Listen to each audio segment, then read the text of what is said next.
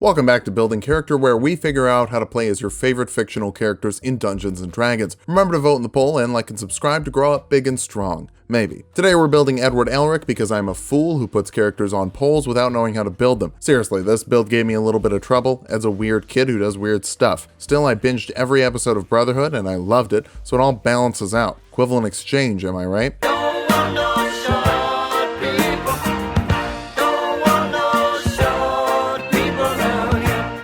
Let's start off with our goals for this build. First, we need to move that earth. Ed literally reshapes the world as he fights. Next, we'll make sure that we can summon weapons at will. Finally, we'll make sure that we don't need any prep work for our spells. You've seen the Door to Truth, no extra work required. For stats, we're using the standard pointer right from the player's handbook. Roll for stats if you want, just make sure you got charisma. Charisma is going to be number 1 here. Your alchemy is coming out of your hands, no books required. Intelligence next, even if you're not using a book for your spells, you're a huge nerd. Figuratively, not literally, you're short. Dexterity after that. Ed is a hard kid to hit, and that's good because it's bad when kids get hit. Hot take, I know. Constitution will follow when he does take hits, he takes them well. Wisdom's a bit on the lower end, but we'll dump strength because you don't drink your milk. That's also why we're going to go for a rock gnome for the race.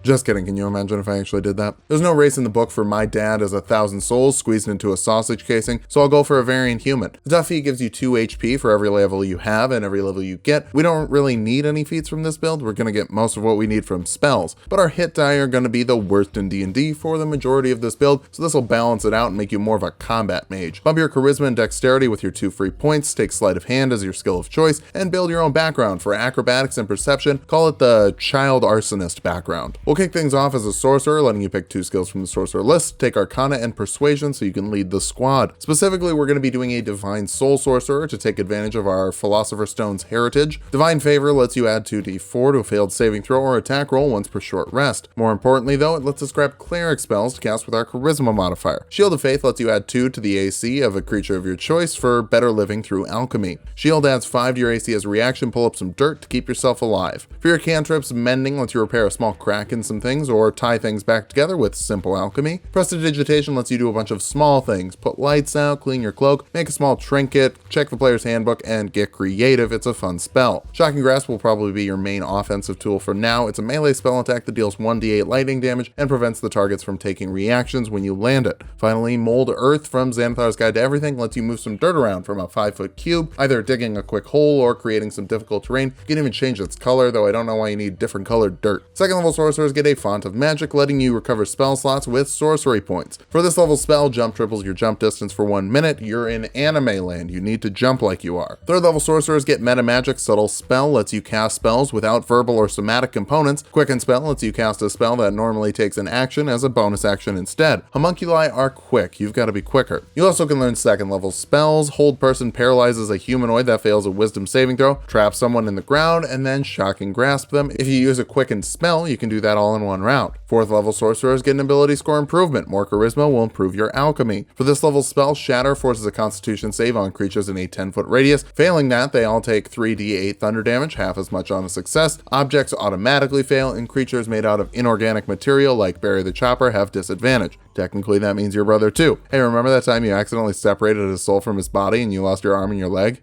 Good times. Speaking of that, first level warlocks need to choose where their powers come from, and the universe or the truth or whatever it wants to call itself is pretty deliberately vague as an entity. I could see it being a celestial, a great old one, even a fiend, but I'm gonna go with Hexblade because it's the best at summoning weapons. First things first, you get Hexblade's Curse, letting you pick a creature to deal extra damage to equal to your proficiency bonus when you hit them with an attack. You crit on a 19 or a 20 and get to recover some HP equal to your warlock level and your charisma modifier when you slay that creature. You're also a Hex Warrior, letting you pick a weapon to use your charisma modifier for instead of dexterity or strength, which is great because that's better for you. For your cantrips, I'm never going to skip Eldritch Blast, I'll just keep reflavoring it. Since we're at total level 5, we have 2 beams at this point. They each deal 1d10 force damage. There isn't a great spell for hitting people with reshaped earth, so this will do that. We'll just kind of reflavor it as you raising the ground to hit them. That would be force. You can grab some first level spells. The only one I'm really interested in is Expeditious Retreat. It lets you dash as a bonus action. Winry did a great job on your new leg after all. well. Now, multi-classing spellcasters with Warlock isn't too scary. Basically, you have all the slots you would get from Warlock and all the slots you would get from Sorcerer individually, and you can swap spells between lists if you want. Thankfully, both use your Charisma modifier. The only thing to remember is that Warlock slots recover on a short rest, so you'll get a couple more mid-level spells there.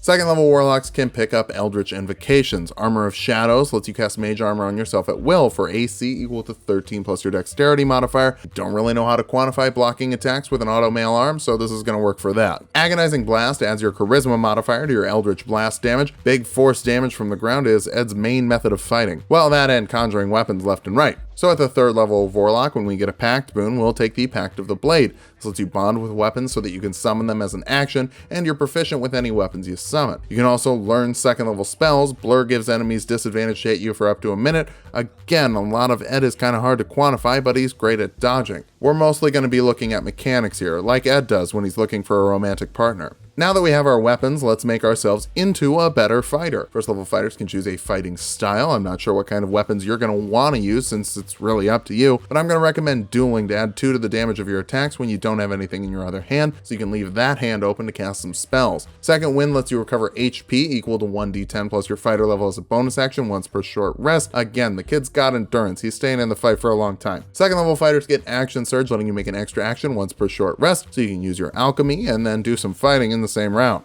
Third level fighters can choose a martial archetype. The Battlemaster gets combat superiority. This gives you 3 maneuvers that you know, and you've got 4 superiority die. These are d8s that make you cooler. Parry lets you reduce damage from an attack by an amount equal to 1d8 plus your dexterity modifier as a reaction. Tripping attack lets you add a d8 to the damage of an attack and force a strength save of 8 plus your proficiency bonus and dexterity modifier. If they fail, they're knocked prone, and you get advantage on subsequent melee attacks against prone targets. Just a heads up for that. Lunging attack increases your attack's range by 5 feet and adds a d8 to the damage. It might be short, but you can use alchemy to stretch your weapons out. Look, we're really here to get extra attack from the 5th level, and I know we could get Thirsting Blade from 5th level of Warlock, but the maneuvers, action surge, and fighting style help you get into a combat caster combo. That's really what Edward is. And really, truly, honestly, we're here for Student of War, which gives you proficiency with a set of artisan's tools so you can be a calligrapher. Calligraphy is like a 9th level spell slot, 5 extra attacks, and a Tiamat familiar all in one. It's that powerful. 4th level fighters get an ability score improvement, cap your charisma here for maximum spell damage and better hex weapons.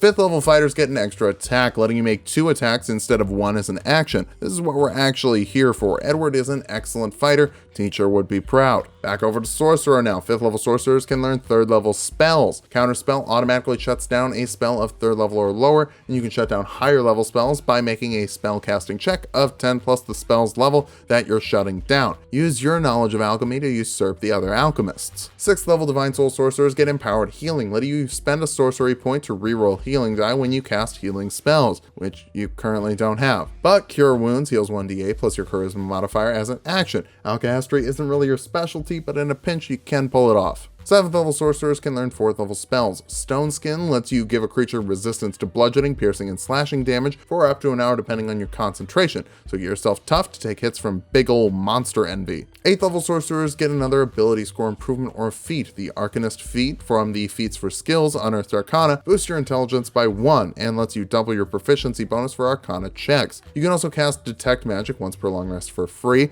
letting you sense magical auras and what caused them. Probably a great spell for a state alchemist to have. For this level spell, let's head back to the 3rd level for Stinking Cloud. It creates a 20-foot radius stinky cloud. Every turn a creature spends in that cloud, they make a Constitution save. Failing it, they are poisoned, and they spend their turn vomiting. Get some ammonia into the air and make the baddies take a sick day.